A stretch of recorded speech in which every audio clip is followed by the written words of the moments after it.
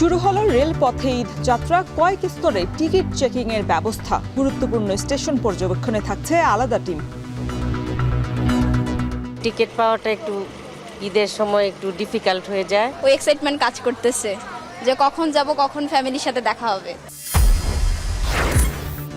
ঈদের 9 দিনের সরকারি ছুটিতে চট্টগ্রাম বন্দরে কন্টেইনার জটের শঙ্কা। বেশি পণ্য বেসরকারি অফ ডকে পাঠাতে চায় কর্তৃপক্ষ। রাজধানীতে বেপরোয়া রিকশা চলাচলে বাড়ছে ভোগান্তি। নিয়ন্ত্রণে পরীক্ষামূলকভাবে ট্র্যাপার চালু হলেও তা অকার্যকর।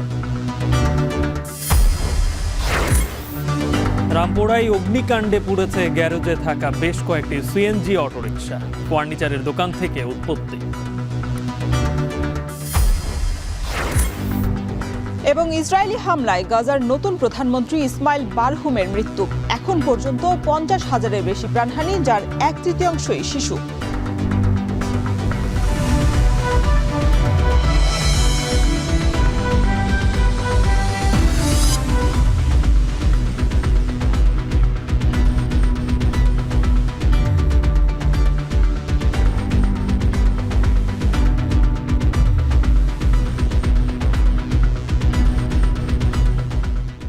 স্বাগত এখন বাজারে। পুরো আয়োজনের সঙ্গে আছি আমরা দুজন, আমি শরীফ রাউশন, আমি গালিব ইবনে রিয়াজ। রেলপথে আজ থেকে শুরু হলো ঈদ যাত্রা। কমলাপুর রেল স্টেশন থেকে এখন পর্যন্ত নির্বিঘ্নেই চলেছে ট্রেন। এ নিয়ে আরও বিস্তারিত জানাতে যুক্ত হচ্ছেন সিফাত শাহরিয়ার। সিফাত, এর আগের সংবাদেও যুক্ত ছিলেন আপনি। আজকের যেই শুরুর ট্রেনে ঈদ যাত্রা সে কথা বলছিলেন। ব্যবস্থাপনা এখন পর্যন্ত কি দেখছেন? আর বলছিলেন তখন পর্যন্ত যাত্রী তেমন একটা চাপ হয়নি। এই যে বেলা বাড়ছে, কি অবস্থা দেখছেন?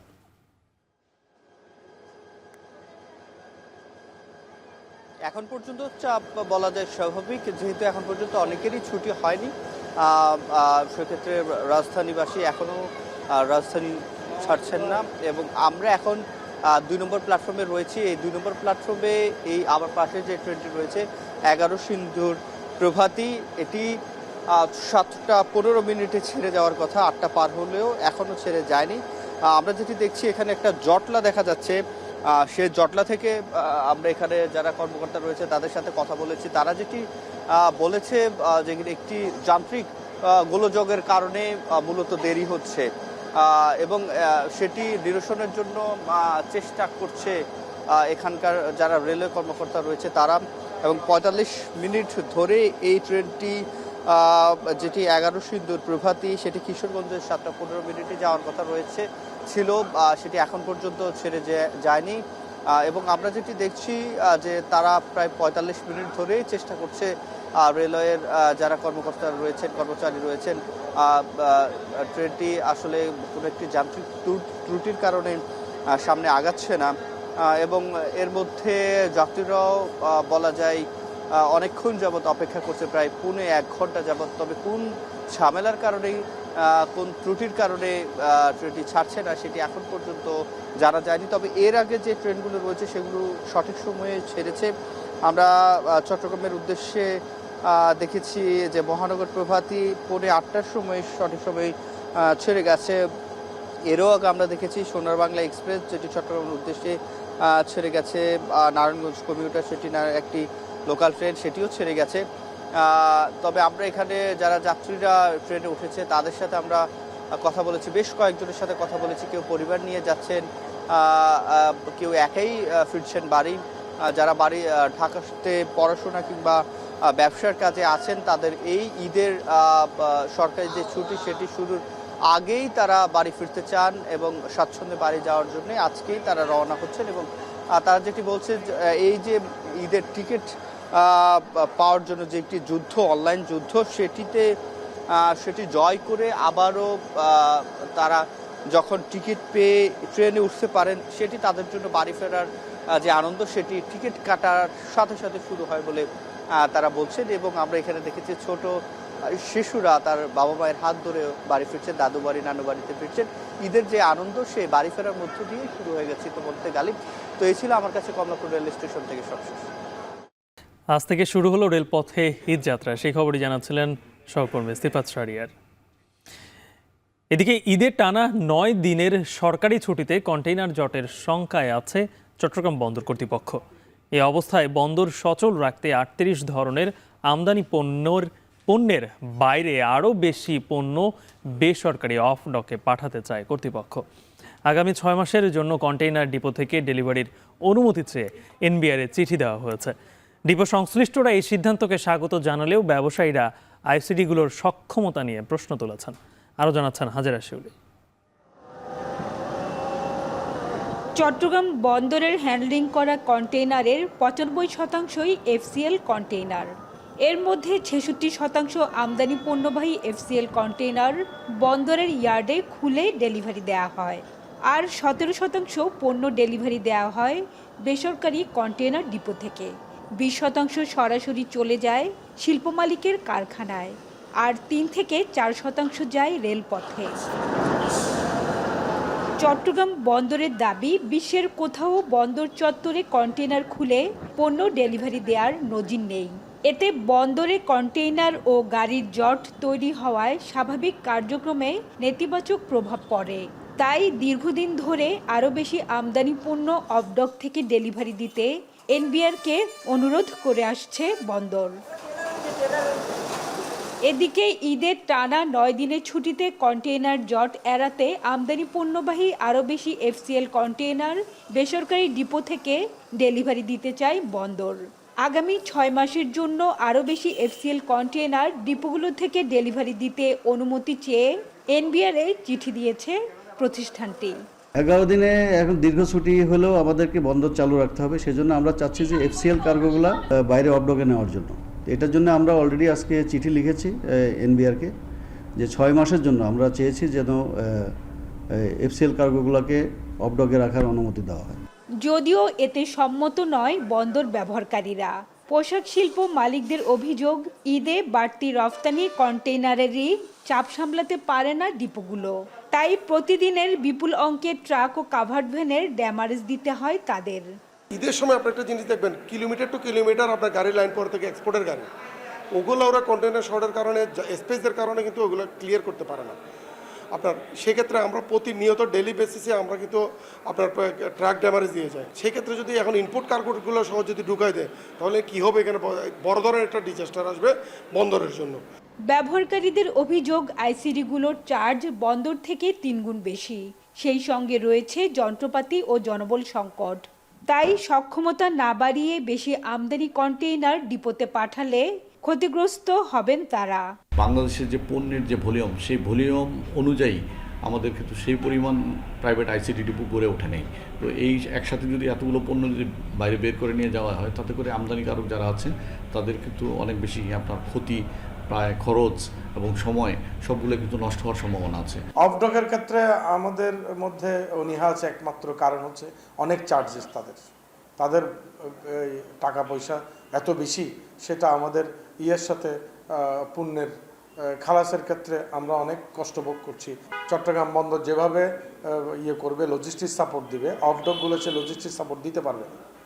তাদের মেশিনারিজ, তাদের যন্ত্রপাতি, তাদের কুইক সার্ভিস দেওয়ার ক্ষেত্রে তাদের সেই অ্যারেঞ্জমেন্ট নেই। যদিও ডিপো মালিকদের সংগঠন বিগডার দাবি, ডিপো থেকে পণ্য ডেলিভারি নিলে বন্দরে কন্টেইনার জট কমায়, জাহাজের গড় অবস্থানকাল কমবে। এতে জাহাজ ভাড়া কমায় আমদানিকারকরা লাভবান হবেন। কারণ যখনই সকল ধরনের এফসিএল কন্টেইনার বেসরকারি অফডকগুলো থেকে ডেলিভারি হবে, তখনই কিন্তু চট্টগ্রাম বন্দরে যানজট কমে যাবে এবং জাহাজের টার্নারাউন্ড টাইম হ্রাস পাবে। জাহাজের টার্নারাউন্ড টাইম হ্রাস পেলেই জাহাজের ফ্রেট কমে যাবে নিশ্চিতভাবেই। সুতরাং আমদানিকারকরা সেখান থেকে লাভবান হবেন। এবং সবচেয়ে বড় কথা, চট্টগ্রাম বন্দরের ভিতর থেকে আমদানি পণ্য খুলে ডেলিভারি দেওয়ার প্রথা বর্তমানে পৃথিবীতে কোথাও চালু নেই। ৩৮ ধরনের আমদানি পণ্য বেসরকারি ২১টি কন্টেইনার ডিপো থেকে ডেলিভারি দেওয়া হয়। বছরে ২৩ লাখ কন্টেইনার হ্যান্ডলিং করে এসব ডিপো। এর মধ্যে আমদানি কন্টেইনার ৩ লাখ, রফতানি ৭ লাখ ও খালি কন্টেইনার ১৩ লাখ। হাজেরা শিউলি, এখন, চট্টগ্রাম। অবশেষে চট্টগ্রামের সীতাকুণ্ডের বাঁশবাড়িয়া থেকে সন্দ্বীপে শুরু হচ্ছে ফেরি চলাচল। দুপুরে সন্দ্বীপ প্রান্তের আনুষ্ঠানিক উদ্বোধন। এ বিষয়ে বিস্তারিত জানাতে সীতাকুণ্ডের বাঁশবাড়িয়া থেকে যুক্ত হচ্ছেন কাজী মাহফুজ। মাহফুজ, আর তো মাত্র কয়েক ঘন্টার অপেক্ষা, এই যে আনুষ্ঠানিকতা কি কি রয়েছে এটা বিস্তারিত জানাবেন, এবং দীর্ঘদিনের প্রতীক্ষা শেষে এই দুই প্রান্তের যে মানুষ তাদের আসলে উৎসাহ কেমন দেখছেন? দেখুন, একেবারে সন্দ্বীপের প্রান্ত আর সীতাকুণ্ডের প্রান্তে এখন সাজ সাজ রব। দীর্ঘ যে অপেক্ষা ছিল সন্দ্বীপের মানুষের, এই বাঁশবাড়িয়া থেকে সন্দ্বীপের মানুষ ফেরিতে করে যাতায়াত করবে, সেই অপেক্ষার পালা একেবারেই শেষ হতে চলেছে। কয়েক ঘন্টা পরে কিন্তু ফেরিঘাট এবং ফেরি চলাচল শুরু হবে। নৌ উপদেষ্টা এটির উদ্বোধন করবেন। বলা যায় যে দুই প্রান্তে এখন ঈদের আগে অনেকটা ঈদের আমেজ বিরাজ করছে এই দ্বীপ অঞ্চলের মানুষের মধ্যে। তারা বেশ খুশি। তারা বলছেন যে বছরের পর বছর অপেক্ষা করেছিল কবে এই সন্দ্বীপের মানুষের জন্য ফেরি চলাচল শুরু হবে, সেটি কিন্তু আজকেই উদ্বোধন হচ্ছে। নৌ উপদেষ্টা এটির উদ্বোধন করবেন এবং ভার্চুয়ালি প্রধান উপদেষ্টা যুক্ত থাকবেন। ইতিমধ্যে কিন্তু 7 জন উপদেষ্টা চট্টগ্রামের সীতাকুণ্ডের বাঁশবাড়িয়া প্রান্তে এসে পৌঁছেছে। এখানে কিন্তু বাঁশবাড়িয়া প্রান্তে তারা একটি নামফলক উদ্বোধন করবেন। এরপর পরে এই ফেরিতে করে তারা চলে যাবেন সীতাকুণ্ডের গুপ্তছড়া যে সন্দ্বীপের গুপ্তছড়া যে ফেরিঘাট সেখানে। এরপরে মূলত মূল যে আনুষ্ঠানিকতা উদ্বোধন সেটি হবে। আমরা এখানের যে এই জনপদের অনেক মানুষ কিন্তু এই দিনের সাক্ষী হওয়ার জন্য এসেছেন। আমরা দেখতে পাচ্ছি শহর প্রান্তে সন্দ্বীপের যে সকল মানুষরা থাকেন তারা কিন্তু বাঁশবাড়িয়া প্রান্তে চলে এসেছে আজকের এই দিনের সাক্ষী হওয়ার জন্য। তারা বলছেন যে এটি শুধুমাত্র যাতায়াতের ক্ষেত্রে একটি নতুন দিগন্তের সূচনা করবে তা নয়, অর্থনীতি এবং পর্যটন খাতে কিন্তু এর ভালো একটি প্রভাব পড়বে, তারা আমাদেরকে এমনটি জানিয়েছেন। কারণ এই ফেরি চালু হওয়ার মধ্য দিয়ে বিভিন্ন দেশের বিভিন্ন প্রান্ত থেকে পর্যটকরা সন্দ্বীপের যে সৌন্দর্য সেটি উপভোগ করতে পারবেন। যেহেতু দেশের এটি একটি দ্বীপ অঞ্চল, দ্বীপের এই সৌন্দর্য দেখার জন্য মানুষ এখানে আসবেন। তারা বলছেন যাতে এতে করে আসলে পর্যটন খাতেও বড় একটি প্রভাব পড়বে এবং অর্থনীতিতেও গুরুত্বপূর্ণ অবদান রাখতে পারবে এই সন্দ্বীপ। তো ফেরি চলাচলের ক্ষেত্রে আমি বলে রাখি যে এখানে আসলে সকালে বাঁশবাড়িয়া প্রান্ত থেকে মূলত ফেরি সন্দ্বীপে পৌঁছাবে, সেখান থেকে বিকেলে আরেকটি ফেরি আবার এই বাঁশবাড়িয়া প্রান্তে আসবে। আপাতত এভাবেই চলবে এবং ভাড়ার ক্ষেত্রে আমরা দেখেছি যাত্রী পারাপারে 100 টাকা ভাড়া নির্ধারণ করা হয়েছে এবং মোটরসাইকেলের ক্ষেত্রে আমরা দেখেছি 200 টাকা, বাসের ক্ষেত্রে 900 টাকা, 3 হুইলার্সের যে যানবাহনগুলো আছে সেগুলোর জন্য 500 টাকা নির্ধারণ করা হয়েছে এবং বড় বড় যে বাসগুলো আছে সেগুলোতে 3300 টাকা ভাড়া নির্ধারণ করা হয়েছে। এভাবে মূলত চলতে থাকবে এবং এই অঞ্চলের মানুষ তারা উচ্ছ্বাস প্রকাশ করছেন যে অবশেষে তাদের দীর্ঘ যে প্রতীক্ষা সেই প্রতীক্ষার অবসান ঘটতে যাচ্ছে এবং ফেরি চলাচলের মধ্য দিয়ে এই অঞ্চলের মানুষগুলো মূল শহরের সাথে সহজে যোগাযোগ করতে পারবে এবং ঢাকার সাথেও তারা যোগাযোগ করতে পারবে। এতে তাদের সন্তুষ্টির কথাগুলো জানাচ্ছেন। তো এই ছিল আমার কাছে চট্টগ্রামের বাঁশবাড়িয়া প্রান্ত থেকে ফেরি চলাচলের সর্বশেষ তথ্য। আজ দুপুরে উদ্বোধনের মধ্য দিয়ে চট্টগ্রাম সন্দ্বীপ রুটে শুরু হচ্ছে ফেরি চলাচল। সে বিষয়ে বিস্তারিত জানাতে আমাদের সাথে যুক্ত ছিলেন কাজী মাহফুজ। এদিকে রোজায় রাজধানীর প্রধান সড়কগুলোতে যেন আরও বেপরোয়া হয়ে উঠেছে 3 চাকার বাহন রিকশা। অনিয়ন্ত্রিত এইসব রিকশা সামাল দিতে বেশ বেগ পেতেই হচ্ছে ট্রাফিক পুলিশকে। অতিষ্ঠ সাধারণ মানুষ। এদিকে পরিস্থিতি নিয়ন্ত্রণে এরই মধ্যে পরীক্ষামূলকভাবে রিকশা ট্র্যাপার চালু হয়েছে, তবে বেশিরভাগ চালকই এর তোয়াক্কা করছেন না। বিস্তারিত জানাবেন সানি মৃধা। রাজধানীর মূল সড়কগুলোতে বেপরোয়াভাবে চলছে রিকশা। গতিবিধি লাইন লেন মানার কোনো বালাই নেই। সড়কের আইনকে বৃদ্ধাঙ্গুলি দেখিয়ে যেন রাজপথ দখলে ব্যস্ত রিকশা চালকরা। যে যেভাবে পারছে এলোপাতাড়ি প্রবেশ করছে গুরুত্বপূর্ণ সব সড়কে। রিকশার এমন আধিপত্যে বাকি সব বাহন যেন অসহায়।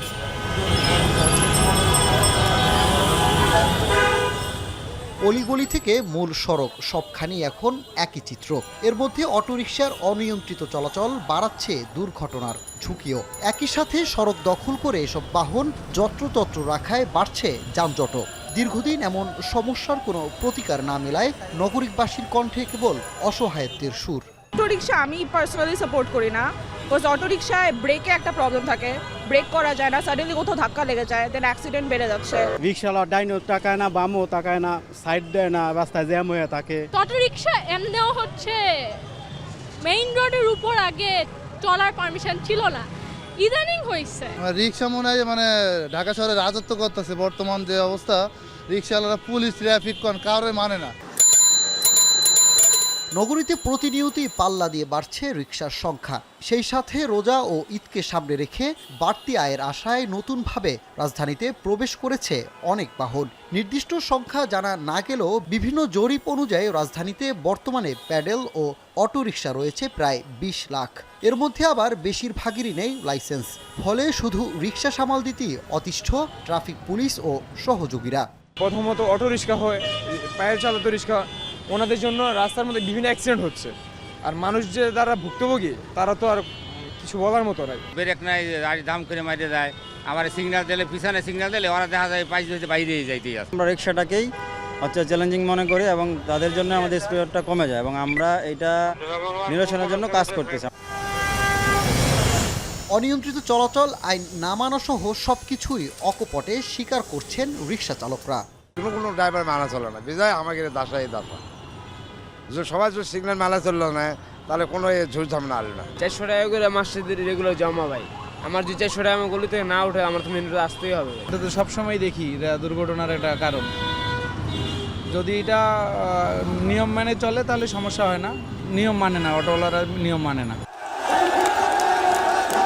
বারবার নিয়ম করেও সড়ক নিয়ন্ত্রণে অনেকটাই ব্যর্থ প্রশাসন। এমনকি উচ্চ আদালত থেকে নিষিদ্ধ করা হলেও চালকদের আন্দোলনের মুখে সেটা তুলে নেয় আদালত। তবে এবার বেপরোয়া চলাচল রোধে পরীক্ষামূলকভাবে রিকশা ট্রাপার স্থাপন করেছে ট্রাফিক বিভাগ। যদিও এতে দু একটি আটকে গেলেও বেশিরভাগ রিকশাই পার হতে সক্ষম হচ্ছে। সরাসরি দেখলাম, আমার চোখের সামনেই দেখলাম একটা রিকশা অ্যাঙ্গেল করে উঠেছে। আমার ভুল হয়ে গেছে, আমি নতুন আসছি তো ভুল হয়ে গেছে ভাই। ওই সঙ্গেলে মানা করছে স্যার, উনি জাত দেয় নাই। এই সিঙ্গেল যেমন বলে যে রাত দেবো, আমাকে জোর করে নিয়ে আসতেছে। এভাবেই চালকরা পার হয়ে যাচ্ছেন রিকশা নিয়ন্ত্রণ ট্রাপার, অর্থাৎ সড়কে অনিয়ন্ত্রিত রিকশা রোধে যে পদ্ধতি পরীক্ষামূলকভাবে ব্যবহার করা হচ্ছে সেটিও বলা যায় এক প্রকার অকার্যকর। ফলে কর্তৃপক্ষকে বেপরোয়া 3 চাকার বাহন রোধে আবারও হয়তো নতুন করে ভাবতে হবে। সানিম মৃধা, এখন, ঢাকা। রাজধানীর রামপুরায় ভোরে একটি সিএনজি অটোরিকশার গ্যারেজে আগুন লেগেছে। সবশেষ খবর জানাতে ঘটনাস্থল থেকে যুক্ত হচ্ছেন আতাউর নিয়ন।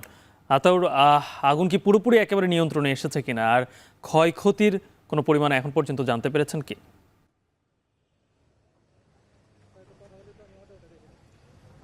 যেমনটি বলছিলেন যে পূর্ব রামপুরা যে ডিআইটি লিংক রোডটি আছে এর কাছেই একটি না কয়েকটি বেশ কিছু দোকানপাটে কিন্তু ভোরের ফজর নামাজের পরপরই আগুন লাগার ঘটনা ঘটে, যেটি আমরা এখানে স্থানীয় বাসিন্দার কাছ থেকে জানতে পেরেছি যে 5:15 থেকে 5:20 নাগাদ আগুন লাগার ঘটনা ঘটে। তবে আগুন যে আসলে কোন জায়গা থেকে লেগেছে বা তার সূত্রপাত কি তা কিন্তু ফায়ার সার্ভিস বা স্থানীয় কেউই নিশ্চিত করতে পারেনি। তবে আগুন লাগার সাথে সাথে স্থানীয়দের মধ্য থেকে কিন্তু এখানে আগুন নেভানোর চেষ্টা করা হয়। তবে পর্যাপ্ত পানির ব্যবস্থা বা যেহেতু রমজান মাস, সেহরির পরে ফজর নামাজের পরে অনেকেই ঘুমিয়েছিলেন, যে কারণে আশপাশে যে আবাসিক ভবনগুলো রয়েছে সেখান থেকে পানির পর্যাপ্ত সরবরাহ না থাকার কারণে আগুন সাথে সাথে নেভানোর সম্ভব হয়নি বা সেইভাবে নেভানো যায়নি। তো পরে 5:28 নাগাদ ফায়ার সার্ভিস যখন খবর পায় তখন তারা 6 মিনিট পরে 5:36-34-এর দিকে ঘটনাস্থলে আসেন এবং পরবর্তীতে তাদের কার্যক্রম শুরু করে। তবে প্রাথমিক পর্যায়ে তারা 2টি গাড়ি এখানে আসে, কিন্তু পর্যাপ্ত একই সমস্যা, যেটি পানি না থাকার কারণে তারা সাথে সাথে আগুন বন্ধ করতে পারেননি। পরবর্তীতে তারা পানিবাহী আরও 2টি গাড়ি সহ মোট 6টি ইউনিট পরবর্তীতে তারা 1 ঘন্টা চেষ্টার মাধ্যমে আগুন নিয়ন্ত্রণ নিয়ে আসেন। তবে এখনও কিন্তু আগুন পুরোপুরি নির্বাপন হয়নি। আমরা এখন ঘটনাস্থলে যেখানে আছি এখানে যেখানে আগুনটি পুড়েছে ফার্নিচারের দোকান, সেখানে আগুনের তাপ কিন্তু পাওয়া যাচ্ছে। তবে এই ফার্নিচারের দোকান, চায়ের দোকান এবং পাশে থাকা সিএনজি যে গ্যারেজ রয়েছে এখানে আগুনের সূত্রপাতের মাধ্যমে আমরা জানতে পেরেছি যে সিএনজির প্রায় 100খানেক সিএনজির মধ্য থেকে 30টির মতো সিএনজিতে বিস্ফোরণ ঘটে, কারণ সিএনজিগুলো গ্যাস সিলিন্ডারে বিস্ফোরণ ঘটে এবং সেগুলো পুড়ে যায়। তো পরবর্তীতে সেখানে পানির মাধ্যমে নিয়ন্ত্রণ করা হয় এবং পাশে একটি 3য় তলার যেই মোটর বাইকের শোরুম রয়েছে বা দোকান রয়েছে তার ৩য় তলায় আগুন লাগার ঘটনা ঘটে। তবে মোটর বাইকের যে দোকান শোরুমটি রয়েছে সেখানে কোনো আগুন লাগার ঘটনা ঘটেনি বা ক্ষতিগ্রস্ত হয়নি। তো এই ছিল আগুন লাগার সর্বশেষ তথ্য এবং কোন সূত্র থেকে আগুন লেগেছে সেটি কিন্তু এখন পর্যন্ত ফায়ার সার্ভিস বা এখানের কোনো আইন শৃঙ্খলা বাহিনীর প্রশাসন থেকে জানানো যায়নি, সেটি পরবর্তীতে তাদের কাছ থেকে জানানো হবে বলে তারা জানিয়েছে। রামপুরায় ভোরে লাগা আগুন এখন নিয়ন্ত্রণে, সে খবরই জানাচ্ছিলেন সহকর্মী আতাউর নিয়ন। হবিগঞ্জে সড়ক সংস্কারে নিম্নমানের সামগ্রী ব্যবহারের অভিযোগ উঠেছে। কার্পেটিংয়ের 2 দিন পরই হাতের টানে উঠে আসছে পিচ। এমন পরিস্থিতিতে স্থানীয়দের বাধার মুখে কাজ বন্ধ করে বিটুমিনের মান পরীক্ষার জন্য ল্যাব টেস্টে পাঠিয়েছে উপজেলা প্রকৌশল অধিদপ্তর। তবে ঠিকাদার বলছেন, শত্রুতা করে রাতের আধারে কেউ সড়কের কিছু অংশে কেরোসিন বা মেডিসিন দিয়ে গলিয়ে দিয়েছে কার্পেটিং। আরও জানাচ্ছেন কাজল সরকার। সড়ক কার্পেটিংয়ের 2 দিন পর হাতের টানে উঠে আসছে পিচ, ঝরে পড়ছে হাতের স্পর্শে। সড়ক নির্মাণের এমন হাল দেখে নিম্নমানের সামগ্রী ব্যবহারের অভিযোগ করছেন স্থানীয়রা। হবিগঞ্জের বাহুবল উপজেলার মিরপুর থেকে মহাশয়ের বাজার সড়ক 1,78,00,000 টাকা ব্যয়ে সড়ক সংস্কারের কাজ পায় শায়েস্তাগঞ্জের ঠিকাদার প্রতিষ্ঠান শাহাদাত আলী ট্রেডার্স। কিন্তু শুরু থেকেই কাজে অনিয়মের অভিযোগ তোলেন স্থানীয়রা। চলতি মাসের 18 তারিখ 500 মিটার সড়ক কার্পেটিংয়ের কাজ করে ঠিকাদার প্রতিষ্ঠান। তবে কাজের এমন বেহাল দশায় বুধবার কাজ বন্ধ করে দেন বিক্ষুব্ধ এলাকাবাসী। ফিস তো বাইরে যেভাবে করে এইভাবে এই রাস্তা থাকে না। রাস্তাঘাট তো ভালো করে করছে না, রাস্তাঘাটে যেগুলো কাজ করছে এই যে সিঙ্গেল কাজ, এগুলা কাজ হয় না। হাত দিয়ে টান দিলে তো ওঠার কথা না, যে কাজটা সঠিক হয় নাই তাই উঠে যাচ্ছে। ভালো কাজ হলে তার না কোনো বাধা হইতো না, যেমন এই ভিটামিন দেওয়া যে মানে রোলার করছে এখন উঠে যেতেছে না। কাজটা সঠিক হয়েছে না আমরা বুঝতে পারছি কেমনি, তারা আপনি একদিনে আপনার প্রায় আধা কিলোমিটার বা 1 কিলোমিটার রাস্তা তারা করে ফেলাইছে। তবে কাজে অনিয়ম মানতে নারাজ উপজেলা প্রকৌশলী। যদিও অভিযোগের ভিত্তিতে বিটুমিনের মান পরীক্ষার জন্য ল্যাব টেস্টে পাঠানোর কথা জানান তিনি। কাজে কোনো অনিয়ম হয়নি বা কোনো কিছু হয়নি, এটা কাজ তো কেবল শুরু হয়েছিল। অভিযোগের প্রেক্ষিতে আমরা কাজটা আপাতত বন্ধ রাখছি এবং কি কারণে হলো এটা আমরা নির্বাহী প্রকৌশলীকে অবহিত করছি। ষড়যন্ত্র উল্লেখ করে ঠিকাদার প্রতিষ্ঠান বলছে, শুরু থেকেই একটি চক্র কাজে প্রতিবন্ধকতা সৃষ্টি করে আসছে। কার্পেটিংয়ের পর কিছু অংশে কেরোসিন বা মেডিসিন প্রয়োগ করে পিচ গলিয়ে দেওয়া হয়েছে বলছেন তিনি। আমার বিপদে ফেলাই ফেললে বিভিন্ন ভাবে বুঝছেন, এটা একটা ষড়যন্ত্র, যে সবাই অফিসও জানে, সবাই জানে। একটু জায়গা মনে তো কেরাসিন বা ডিজেল দিয়া রাত্রেবেলা এটা গরম করে রাখি, তুলে তুইছে আর কি। ফুলের থেকে অনেকে বিরোধিতা করতেছে, অনেক দুষ্টামি করতেছে, বুঝছেন। আমি এই কারণে এটা ভালো করে করতেছি, কোনো গ্যাপ টালতেছি না। 3.7 কিলোমিটার সড়কের 260 মিটার আরসিসি ঢালাই এবং বাকি অংশ করা হবে পিচ। কাজল সরকার, এখন হবিগঞ্জ। চৈত্রের খরতাপে চাহিদা বাড়ে পানি জাতীয় ফল বাঙ্গির। কুমিল্লায় এবছর বাঙ্গির বাম্পার ফলন হয়েছে। আকারে বড় ও ভালো দাম পাওয়ায় কৃষকরাও বেশ উৎফুল্ল। চলতি মৌসুমে বাঙ্গি চাষ করে বেশিরভাগ কৃষকই ভালো দাম পাবে বলছে কৃষি বিভাগ। কুমিল্লা থেকে খালেদ সাইফুল্লাহর প্রতিবেদন, ক্যামেরায় ছিলেন বাসির আহমেদ। ফলন ও দাম ভালো পাওয়ায় কুমিল্লার দাউদকান্দিতে বেশ উৎফুল্ল কৃষকরা। বছর জুড়ে জলাবদ্ধ জমিতে মাছ চাষ করলেও শুকনো মৌসুমে বেকার হয়ে পড়েন প্লাবনভূমির কৃষকরা। তাই এ সময় বাঙ্গি চাষ তাদের জন্য অধিক লাভজনক। ভেলানগরের অধিকাংশ মাঠেই এবছর বাঙ্গির ভালো ফলন হয়েছে। পোকামাকড়ের আক্রমণ কম থাকায় আশানুরূপ ফলন পেয়েছেন কৃষকরা। আমরা পরিবার সবাই মিলেই বাঙ্গি করি, আমাদের সহযোগিতা করে ছেলেমেয়েরাও, নিজেরাও খাটি। আমরা এটা দিয়েই একটু লাভবান হই। এটা অন্য ফসল তো এটা লাভ, হ্যাঁ, আমরা 1 লাখ টাকা প্রতি কানিতে ইনশাল্লাহ বেচা যায়। মাঠ থেকে আসা বাঙ্গি ট্রাক বোঝাই হয়ে যাচ্ছে দেশের বিভিন্ন জেলায়। আকারে বড় সুস্বাদু বাঙ্গির ভালো দাম পেয়ে সন্তুষ্ট কৃষক ও পাইকাররা। পাইকারদের পাশাপাশি বাঙ্গি কিনতে আসছেন খুচরা বিক্রেতারা। তো এখানে বাঙ্গি, বেলানগর বাঙ্গির ঐতিহ্য অনেক পুরানো ঐতিহ্য এবং খুব ভালো মানের বাঙ্গি। পাইকারি ব্যবসায়ী আছে, ওনারাও যদি ঠিকঠাক মতো এখান থেকে ক্রয় করে নিয়ে যায়, তাহলে কৃষকরাও কিন্তু উৎসাহিত হয়ে আরো ভালো করে ফলন করার চেষ্টা করবে আর কি। এই বাঙ্গিগুলো যায় ভৈরব, যায় নারায়ণগঞ্জ, যায় ঢাকা, যায় সিলেট ও বিভিন্ন জায়গার মধ্যে যায় বাঙ্গি। চলতি বছর অনুকূল আবহাওয়ায় বাঙ্গির উৎপাদন ভালো হয়েছে। কৃষকেরা বাঙ্গি চাষে ধানের তুলনায় 3 গুণ লাভবান হচ্ছেন বলে জানায় কৃষি অধিদপ্তর। রবি মৌসুমে প্রায় 125 হেক্টর জমিতে বাঙ্গি আবাদ হচ্ছে এবং বাঙ্গি চাষে কৃষকরা বেশ লাভবান হচ্ছে এবং বাজার ব্যবস্থার জন্য এখানে একটা মার্কেটিং সিস্টেমে গড়ে ওঠে, যেখানে তারা নিজেদের ব্যবস্থাপনায় তারা বাজারে এই প্রোডাক্টগুলো পাঠায়। যখন কৃষকরা তাদের কর্মহীন হয়ে পড়ে সেই সময় বাঙ্গি তাদেরকে বিরাট একটা লাভজনক পেশা হিসাবে তারা উপকৃত। পরিবারের সবাই মিলে বাঙ্গি উৎপাদন করা লাগে, কারণ বাঙ্গি ফলনের ক্ষেত্রে যেমন পারিবারিক সদস্যদের সহযোগিতা লাগে, বাঙ্গি বাজারজাত করার ক্ষেত্রেও তারা এই জমি থেকে অর্থাৎ জায়গা বাজার হয় সে পর্যন্ত পৌঁছেতে তারপরে পাইকাররা সেখান থেকে নিতে পারে।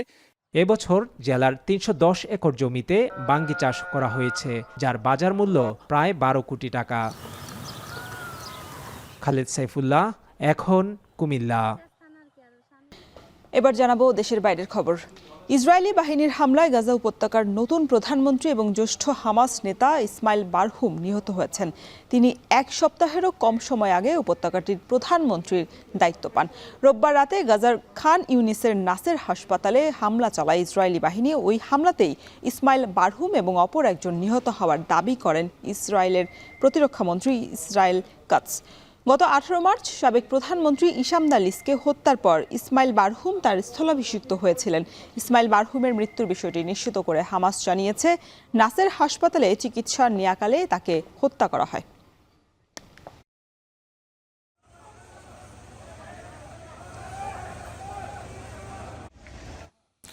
ইসরায়েলি নৃশংসতায় গাজায় প্রাণহানি 50,000 ছাড়িয়েছে বলে জানিয়েছে গাজার স্বাস্থ্য মন্ত্রণালয়, যাদের মধ্যে 17,000-এর ওপর শিশু। বিমান ও ক্ষেপণাস্ত্র হামলার পাশাপাশি গাজার অভ্যন্তরে চলছে স্থল অভিযান। এদিকে নেতানিয়াহু সরকারের সমালোচনা করে অনাস্থা ভোটের মুখে পড়েছেন ইসরায়েলের অ্যাটর্নি জেনারেল। আরও জানাচ্ছেন তানভীর জনি। ট্রাম্পের উদ্যোগে যুদ্ধ বন্ধ ও স্থায়ী শান্তির আশায় বুক বেঁধেছিল গাজাবাসী। প্রথম দফায় 42 দিনের যুদ্ধবিরতিতে নিজ আবাসস্থলে ফিরে আসে বহু ফিলিস্তিনি। ধ্বংসস্তূপের মধ্যেও নতুন করে স্বপ্ন দেখতে থাকে তারা। নানা অজুহাতে ভেস্তে যায় দ্বিতীয় দফার যুদ্ধবিরতি আলোচনা। রোজার মধ্যেই শুরু হয় ইসরায়েলিদের বর্বর হামলা। মাত্র 1 সপ্তাহের ব্যবধানে হত্যা করা হয় 200 শিশুসহ 6 শতাধিক ফিলিস্তিনিকে। এরই মধ্যে নতুন করে যুদ্ধ ছড়িয়েছে লেবানন ও ইয়েমেনে। ইসরায়েলি বাহিনীর সঙ্গে হামলায় যোগ দিয়েছে যুক্তরাষ্ট্র। নির্বিচারে হত্যা করছে শত শত ফিলিস্তিনিকে। গাজার স্বাস্থ্য মন্ত্রণালয় জানিয়েছে, ইসরায়েলি আগ্রাসনে গেল 17 মাসে নিহত ফিলিস্তিনির সংখ্যা 50,000 ছাড়িয়েছে, যাদের মধ্যে শিশু 17,000। পুরো একটি প্রজন্মই যেন ধুলোয় মিশে গেছে, যা ফিলিস্তিনিদের জন্য ভয়ঙ্কর এক মাইলফলক। প্রকৃত নিহতের সংখ্যা আরও বেশি বলে ধারণা করা হচ্ছে। এখনও নিখোঁজ হাজার হাজার ফিলিস্তিনি। بسبب التواطؤ العالمي والدولي والصمت العربي والإسلامي، ولأن غزة تقف لوحدها وتدافع عن نفسها بوحدها، يزيد عدد الشهداء وعدد المصابين. احنا ايش ذنبنا انه نفقد 50,000 او 60,000 شهيد و10 مفقودين و50,000 كمان مصابين. 50,000 شهيد هذول ما لقوا نفسهم يعيشوا زيهم. طبعا 50,000 شهيد هذول بتطلع منهم صغار ونساء واطفال، ما هذول ما ذنبهمش شيء يعني. এরপরও বিন্দুমাত্র অনুশোচনা নেই ইসরায়েলি বাহিনীর মধ্যে। উল্টো হামাস নির্মূলের নামে ধ্বংসযজ্ঞ চালিয়ে যাচ্ছে উপত্যকাটিতে। বিমান ও ক্ষেপণাস্ত্র হামলার সঙ্গে চলছে সামরিক বাহিনীর স্থল অভিযান। নেতজারিম করিডোর দখলে নিয়ে অবরুদ্ধ করে ফেলেছে গাজাবাসীকে। গাজার উত্তর ও দক্ষিণে ঘরে ঢুকে ফিলিস্তিনিদের হত্যা করছে ইসরায়েলি সেনারা। আইন ভঙ্গ করেই ফিলিস্তিনিদের উপর হামলা চালানোর অনুমতি দিয়েছে নেতানিয়াহু প্রশাসন। এমন বিস্ফোরক মন্তব্য করে অনাস্থা ভোটের মুখে পড়েছেন ইসরায়েলের অ্যাটর্নি জেনারেল গালি বাহরাব মিয়ারা। সরকারের প্রতি শত্রুভাবাপন্ন আচরণের অভিযোগ আনা হয়েছে তার বিরুদ্ধে। এদিকে জিম্মিদের মুক্তির সম্ভাবনা অনেকটাই ফিকে হয়ে গেছে। এর প্রতিবাদে নেতানিয়াহুর পদত্যাগের দাবিতে বিক্ষোভে নেমেছে জিম্মিদের স্বজনসহ শত শত মানুষ। তানভীর জনি, এখন বিশ্ব। চীনের তুলনায় কিছুটা কম হলেও ট্রাম্প প্রশাসনের আরোপিত শুল্কের আঁচ লেগেছে মিত্র জাপান আর দক্ষিণ কোরিয়ার ওপর। বিশ্বের শীর্ষ অর্থনীতির সাথে বাণিজ্য যুদ্ধ পরিস্থিতি সামাল দিতে সহযোগিতার সম্পর্ক শক্ত করার উদ্যোগ নিয়েছে চীন, জাপান এবং দক্ষিণ কোরিয়া। বলা হচ্ছে পূর্ব এশিয়ায় ইতিহাসের সন্ধিক্ষণ এই ঐক্য। বিস্তারিত জানাচ্ছেন নুজহাত কামাল। 2 এপ্রিল থেকেই নতুন আরও শুল্ক আরোপ করতে যাচ্ছে বিশ্বের শীর্ষ অর্থনীতি যুক্তরাষ্ট্র। বাকি নেই 2 সপ্তাহ, কিন্তু পাল্টা ব্যবস্থা কি হবে সে সিদ্ধান্ত নিতেই একজোট হলেন পূর্ব এশিয়ার 3 শীর্ষ অর্থনীতির পররাষ্ট্রমন্ত্রীরা। বাণিজ্য যুদ্ধের চাপ বাড়তে থাকার মধ্যেই এ বৈঠক। চীনের তুলনায় কিছুটা কম হলেও ট্রাম্প প্রশাসনের আরোপিত শুল্কের আঁচ লেগেছে মিত্র জাপান আর দক্ষিণ কোরিয়ার ওপরও। যদিও বৈঠকের আনুষ্ঠানিক আলোচ্যসূচিতে ছিল না যুক্তরাষ্ট্রের আরোপিত শুল্ক যুদ্ধের প্রসঙ্গ, তবে এ বিষয়ে আলোচনা যে হবেই অজানা ছিল না সেটিও। যুক্তরাষ্ট্রের নাম উজ্জ্বল রেখেই বহুমুখী ও মুক্ত বাণিজ্যের ধারা বজায় রাখার আহ্বান জানান চীনা পররাষ্ট্রমন্ত্রী। আঞ্চলিক সহযোগিতা আর উত্তর কোরিয়া ইস্যুতে অগ্রাধিকার দেবেন বলে জাপানের পররাষ্ট্রমন্ত্রী জানালেও ওয়াশিংটন ইস্যুতে চাপা উদ্বেগ আড়াল করতে পারেননি তিনিও।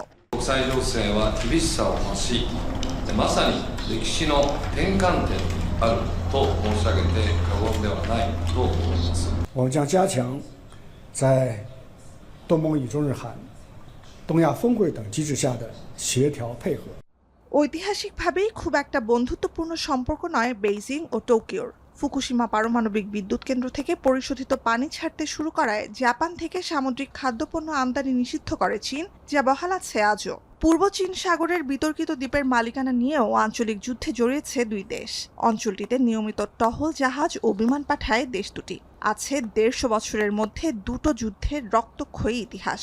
কিন্তু তাও অর্থনীতি ও সংস্কৃতিতে দেশ দুটির পারস্পরিক নির্ভরশীলতা এতটাই যে মার্কিন শুল্ক যুদ্ধের চাপ এড়াতে 6 বছরে প্রথমবার সরাসরি অর্থনৈতিক আলোচনা শুরুর উদ্যোগ নিল চীন ও জাপান। বিশেষ করে চীন, যেখানে জাপানের সবচেয়ে বড় বাণিজ্যিক অংশীদার এবং জাপানের বাণিজ্য প্রতিষ্ঠানগুলো চীনের বাজারের সঙ্গে ওতপ্রোতভাবে জড়িত। অন্যদিকে দক্ষিণ কোরিয়ারও যেমন প্রধান বাণিজ্যিক অংশীদার চীন, তেমনি উত্তর কোরিয়ার সঙ্গে সম্পর্ক উন্নয়নেও বেইজিংকে গুরুত্বপূর্ণ মনে করে সিউল। 한반도의 평화와 안정을 유지하는 것이 3국 공동의 이익이자 책임임을 다시 한번 확인하였습니다. 저는 한일 중 3국이 পূর্ব এশিয়ার ওপর মার্কিন বাণিজ্য যুদ্ধের কালো ছায়া শুধু নয়, আছে ইউক্রেনের বিরুদ্ধে যুদ্ধে রাশিয়াকে সহযোগিতায় উত্তর কোরিয়ার সেনা পাঠানো এবং নিত্য নতুন অস্ত্র পরীক্ষা ইস্যুতে দুশ্চিন্তাও। উত্তর কোরিয়ার বিরুদ্ধে জাপান ও দক্ষিণ কোরিয়ার বৈরী অবস্থানের তুলনায় অনেকটাই নমনীয় চীন। একই সাথে উত্তর কোরিয়ার সবচেয়ে গুরুত্বপূর্ণ মিত্র ও অর্থনৈতিক শুভাকাঙ্ক্ষী। সব মিলিয়ে বিশ্বজুড়ে বর্তমান রাজনৈতিক অস্থিরতার মধ্যে অবস্থান শক্ত রাখতে বিশ্বের দ্বিতীয় শীর্ষ অর্থনীতি ও মার্কিন আধিপত্য বিরোধী অন্যতম শক্তি চীনের সাথে ঐক্যেই সমাধান দেখছে এককালের প্রতিবেশী ও প্রতিপক্ষ দেশগুলো। নুজহাত কামাল, এখন বিশ্ব। খেলার খবর। ঘরের মাঠ বলে সব সুবিধা পাচ্ছে ভারত, আর বাংলাদেশকে করা হচ্ছে অবজ্ঞা। শিলংয়ের 3য় দিনের অনুশীলনে এমন অভিযোগ করেছেন বাংলাদেশ ফুটবল দলের ম্যানেজার আমির খান।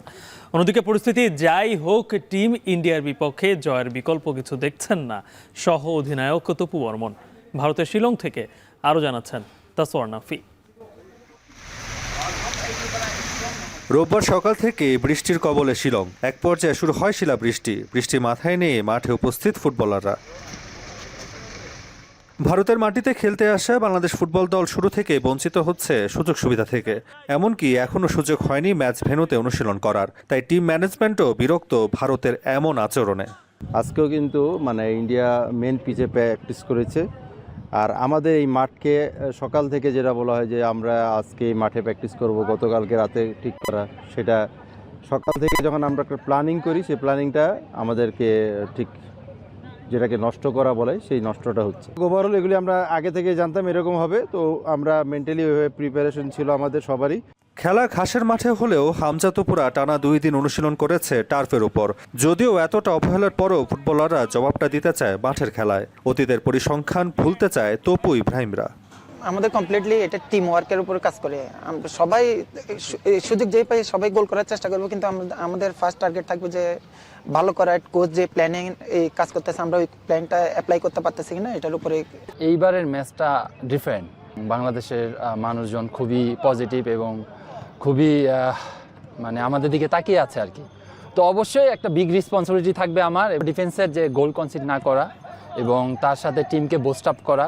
তো আমার টার্গেট থাকবে যে আমার সাথে যে 3 জন থাকবে তাদেরকে নিয়ে একসাথে আমরা যেন একটা ভালো ফাইট দিতে পারি এবং গোল জানি কনসিড না করি। শিলং থেকে এখন ভারত।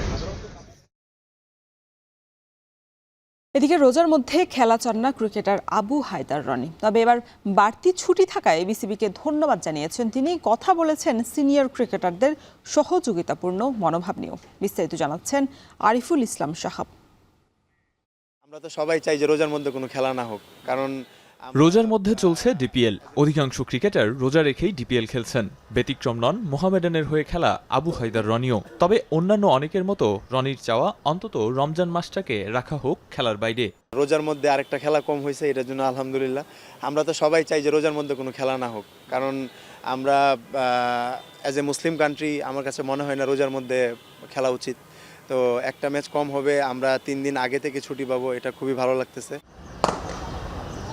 রিয়াদ মুশফিক তামিমদের সঙ্গে একই দলে খেলা স্বস্তির, আছে চ্যালেঞ্জও। ক্যাপ্টেন তামিম আর পারফর্মার তামিম নিয়ে কথা বলেছেন আলাদা করে। তবে তারকা সমৃদ্ধ দলে থেকেও নিজের পারফরমেন্সে উজ্জ্বল আবু হায়দার রনি। এখন পর্যন্ত 6 ম্যাচ খেলা রনির শিকার 10 উইকেট। ওনারা এত বছর ধরে খেলতেছে, ওনারা আসলে অনেক এরকম সিচুয়েশনগুলো ফেস করে আসছে, যে সিচুয়েশনগুলো আসলে ম্যাচের মধ্যে হয়। হ্যাঁ, তামিম ভাই তো আসলে ক্যাপ্টেন হিসাবে আপনারাও দেখেছেন ন্যাশনাল টিমে ওনার ক্যাপ্টেন্সির রেকর্ড খুবই ভালো। আর ডিপিএলও আলহামদুলিল্লাহ খুবই ভালো ক্যাপ্টেন্সি করতেছে। মাশাআল্লাহ তামিম ভাই খুবই ভালো ব্যাটিং করতেছে, ব্যাক টু ব্যাক 2টা 100 করেছে, লাস্ট ম্যাচেও 48 করেছে। মানে খুবই সুন্দর ব্যাটিং করতেছে। মানে আমার কাছে মনে হয় যে কনসিস্টেন্ট এবং মেরিট অফ দ্য বল খেলতেছে। ঈদ উল ফিতরে বিশেষ কোনো প্ল্যান নেই, সময় দিতে চান পরিবারকে আর ফিটনেসে। তো রোজার মধ্যে আমরা অনেকগুলো ম্যাচ খেলেছি, শরীরের উপরে অনেক ধকল গিয়েছে। তো চেষ্টা করবো এই সময়টা মোস্ট অফ দ্য টাইমস বাসায় থাকার, ফ্যামিলিকে টাইম দেওয়ার এবং প্রপার রেস্ট নেওয়ার। প্রোঅ্যাক্টিভ রেস্ট যেটাকে আমরা বলি, যেমন টাইম টু টাইম জিমটা করতে হবে, কিছু রানিং সেশনস করতে হবে, হয়তো টুকটাক স্পট বোলিং করব। জাতীয় দলের হয়ে ওয়ানডে ও টি-20-তে 15 ম্যাচ খেলেছেন। তবে থিতু হতে পারেননি লাল সবুজের জার্সিতে। তবুও রনি স্বপ্ন দেখেন আবার ফিরবেন জাতীয় দলে। বলের পাশাপাশি সাম্প্রতিক সময়ে ব্যাট হাতে মুন্সিয়ানা দেখানো রনি সেই সম্ভাবনা এখনও ভালোভাবেই জিইয়ে রেখেছেন। আরিফুল ইসলাম সাহাব, এখন ঢাকা।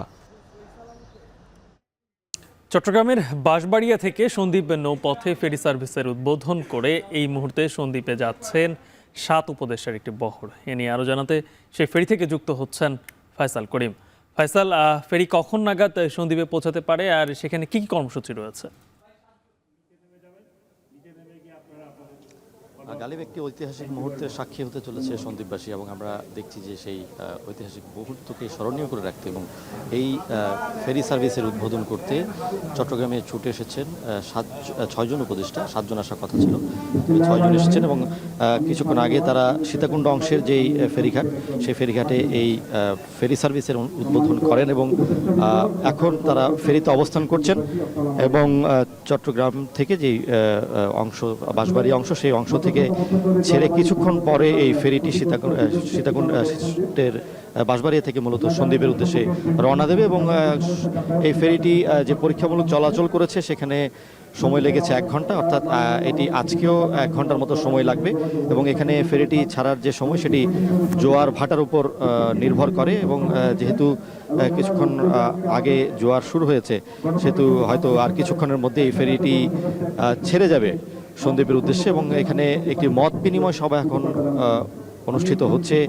ফেরির যে 3য় তলা আছে সেই 3য় তলায় সন্দ্বীপবাসী এবং যারা সুধীজন আছে তাদের সাথে মত বিনিময় করবেন উপদেষ্টারা এবং এখানে বিভিন্ন পক্ষ উপস্থিত রয়েছে এবং সন্দ্বীপবাসীর যে দীর্ঘদিনের দাবি দেওয়া, তার মধ্যে অন্যতম একটি দাবি ছিল এই ফেরি সার্ভিস চালু করা এবং সেই ফেরিটি অবশেষে চালু হচ্ছে আনুষ্ঠানিকভাবে এবং এটি মূলত 5 তারিখ উদ্বোধনের কথা থাকলেও নানা কারণে এবং কিছু অবকাঠামোগত নির্মাণের যে বিষয়গুলো সেগুলো নিশ্চিত হওয়ার পর সব কিছু নিশ্চিত হয়ে মূলত যাচাই বাছাই করে এই সার্ভিসটি উদ্বোধন করছেন এবং এটি আজকে যে অনুষ্ঠানটি এখানে হচ্ছে এখন সেটি মূলত জেলা প্রশাসনের তত্ত্বাবধানে হচ্ছে এবং এই ফেরি সার্ভিসটি চালু হলে ফেরির মাধ্যমে সন্দ্বীপ সন্দ্বীপবাসীর যে দীর্ঘদিনের দাবি দাওয়া, দীর্ঘদিনের যে দুঃখ দুর্দশা দুর্ভোগ, কাদা মারিয়ে নৌকা থেকে নেমে সন্দ্বীপে যাওয়ার যেই নিত্য দুর্ভোগ, সেই দুর্ভোগ থেকে তারা মুক্তি পাবেন এবং এই ফেরি সার্ভিসটি তাদের অর্থনৈতিক অগ্রগতিকে যেমন নিশ্চিত করবে, তেমনি এই সন্দ্বীপ থেকে আসতে যেই দুর্ভোগ পোহাতে হয়, বিশেষ করে যারা রোগী আছেন এবং এই ধরনের যেই বিষয়গুলো থাকে, অর্থাৎ জটিল যেই জরুরি ভিত্তিতে যখন চট্টগ্রামে আসার যে তারা থাকে বা যে ধরনের জরুরি প্রয়োজন হয়, সেই প্রয়োজন এই ফেরি সার্ভিসের মধ্য দিয়ে নিশ্চিত হবে। যেহেতু অনেকটা ঝুঁকি নিয়ে তাদের চলাচল করতে হয়, লাল বোটে নদীর বোটে চড়ে তাদের চলাচল করতে হয় এবং আমরা যেটি দেখেছি যে আসলে এই কারণে নানা ধরনের দুর্ঘটনা ঘটে এবং এই রুটে চলাচলের জন্য আসলে আমরা দেখেছিলাম যে বেশ দুর্ভোগের পাশাপাশি ধরনের হতাহতের ঘটনা ঘটেছে বেশ কয়েকবার। সুতরাং এই বিষয়গুলোকে মাথায় রেখে ফেরি সার্ভিসটি উদ্বোধন করেন এবং এখানে যিনি উপদেষ্টা রয়েছেন, সড়ক উপদেষ্টা ফজলুল কবির খান, তিনি সন্দ্বীপেরই সন্তান এবং তার তত্ত্বাবধানে এই ফেরি সার্ভিসটি খুব দ্রুততম সময়ের মধ্যে আসলে চালু করা সম্ভব হয়েছে এবং আমরা যেটি দেখেছি যে আসলে এই ফেরি সার্ভিসটি তিনি বলার পর থেকে এখানে এই ফেরিঘাটগুলো যে নির্মাণ, এখানে সড়ক নির্মাণ কিংবা অবকাঠামোগত যে সুযোগ সুবিধা নির্মাণের যে বিষয়গুলো, সেগুলো কিন্তু এখানে কাজ করা অর্থাৎ যে নির্মাণ কাজ সেগুলো শুরু হয় এবং আমরা দেখেছি যে এখানে চট্টগ্রামের বাঁশবাড়িয়া অংশে এখানে 800 মিটার সড়ক নতুন করে তৈরি করা হয়েছে, ফেরিঘাট তৈরি করা হয়েছে এবং এখানে যেহেতু সমুদ্র উপকূলীয় একটি ফেরিঘাট এবং বাংলাদেশে প্রথম এমন একটি ফেরিঘাট নির্মাণ করা হয়েছে বলে জানিয়েছে যারা BIWTA বা BIWTC বা যারা কর্তৃপক্ষ আছেন, যারা এটি বাস্তবায়ন করছেন এবং তাদের পক্ষ থেকে বলা হচ্ছে যে এখানে প্রচুর চ্যালেঞ্জ ছিল, যেহেতু সমুদ্র উপকূলীয় এলাকায় এমন একটি ফেরিঘাট নির্মাণ করা হয়েছে।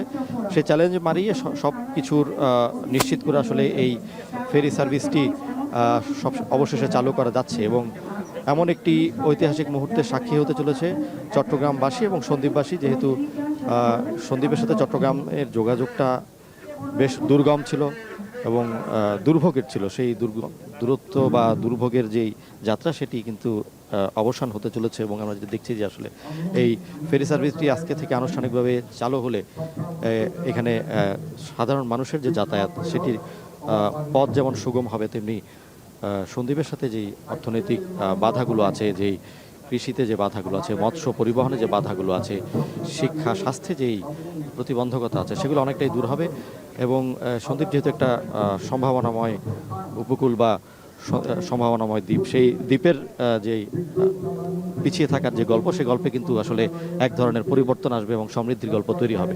তো আমরা দেখছি যে এখন আসলে তারা একটি ফেরি করে যাচ্ছেন এবং সেই ফেরির মধ্য দিয়ে আসলে এই চট্টগ্রামের সাথে আনুষ্ঠানিকভাবে সন্দ্বীপের যেই ফেরি চলাচল সেটি কিন্তু নিশ্চিত হবে এবং আমরা ওই প্রান্তে গিয়ে যেই অনুষ্ঠানটি হবে সেটি মূলত একটি সমাবেশ এবং মূল অনুষ্ঠানটি আসলে সন্দ্বীপ হবে, সন্দ্বীপের উপজেলা পরিষদ প্রাঙ্গণ। সেখানে এই উপদেষ্টাদের সাথে ভার্চুয়ালি যুক্ত হবেন প্রধান উপদেষ্টা ডক্টর মোহাম্মদ ইউনূস। আজ শুভ উদ্বোধন হলো চট্টগ্রাম সন্দ্বীপ ফেরি সার্ভিস, সেই খবরই জানাচ্ছিলেন সহকর্মী ফয়সাল করিম। এই ছিল এখন বাজারের আয়োজন। এতক্ষণ সঙ্গে থাকার জন্য সবাইকে ধন্যবাদ।